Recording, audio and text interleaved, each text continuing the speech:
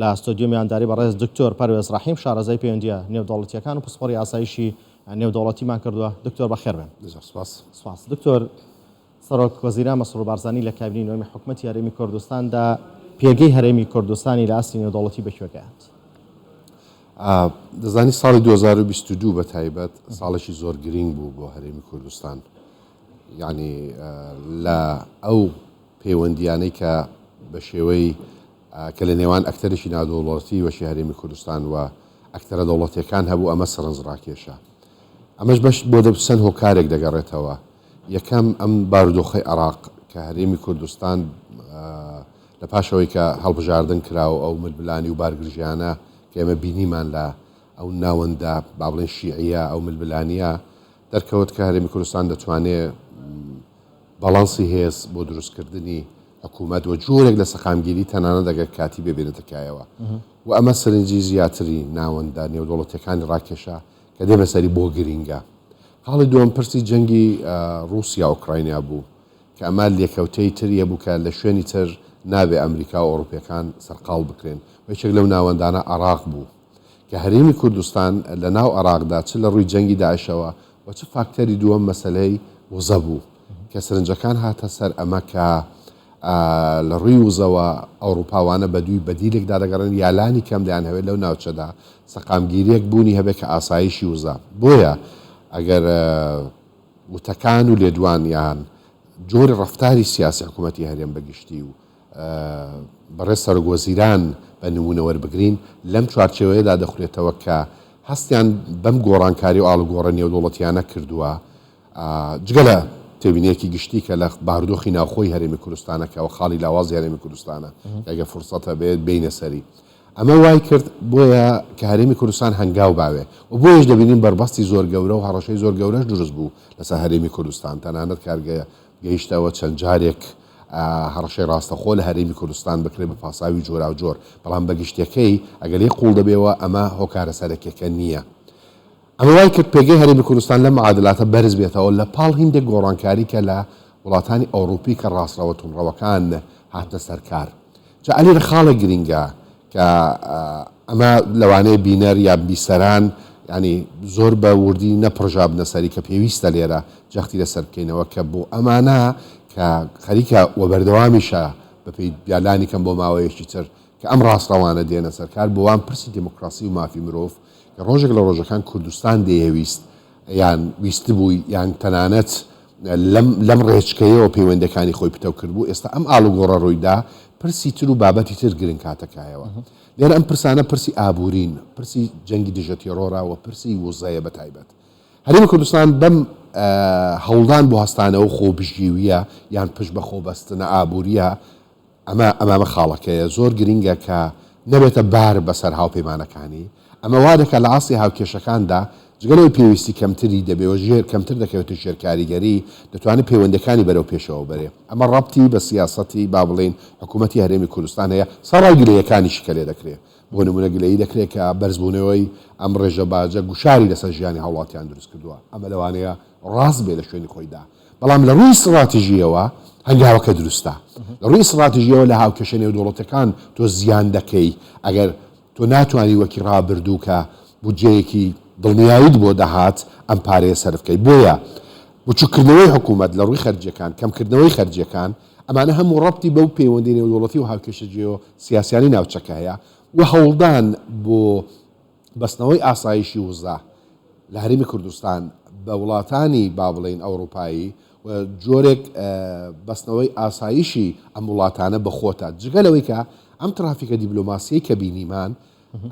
دڵڕاوکەیەکی تری ئەم ڕاستەوانە تۆ سیرکەن ئەوانەی کە سەردان دەکەن بەشێکی زۆریان ئەمانە بوون کە نەدەبا گرنگیان بە ئەکتەری دەوڵەتی نادەوڵەتی دابا، بەڵام دەبینی سەردانی هەرێمی کوردستان دەکەنە مەکتەرانە. هۆکار چییە؟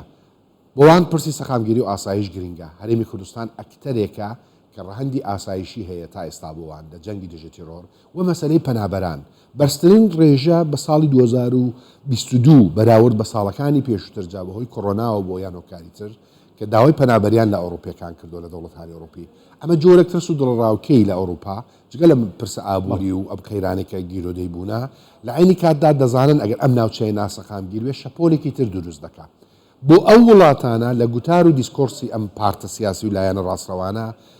بتەوێنێتەوێ پرسی کەمینەکان بە تایبەت کەمینە ئاینەکان یەکجار زۆر گرنگە. هەرێمی کوردستان ئەم جێگە پێشوازیکردن لە ئاوارەکان و پرسی پێکژیان لە هەرێمی کوردستان کاریگەری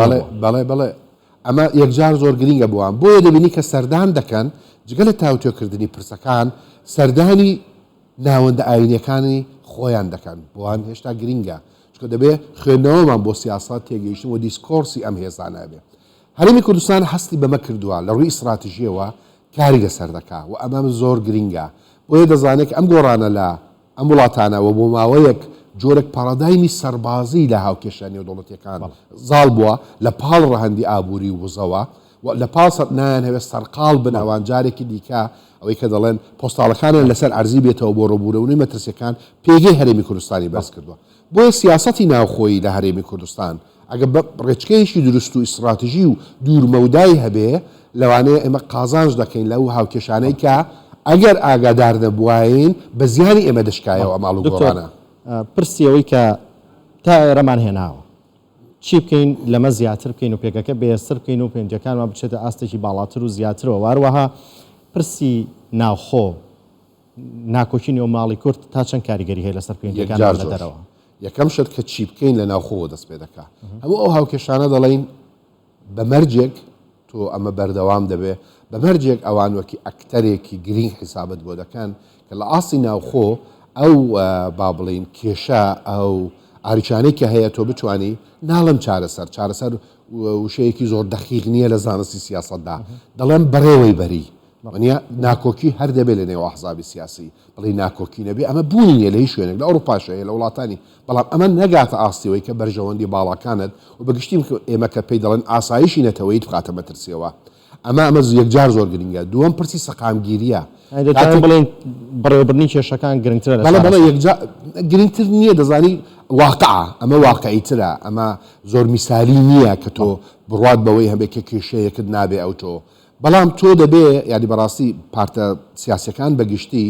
نوێنەرایەتی حکوومەت نوێنەرایەتی هەمویان بکە ئەمە یەک زۆر گرنگە چ لە ئاستی پەیوەندیەکان وەرچ ئاستی پەیوەندی خەڵکو و دەسەڵات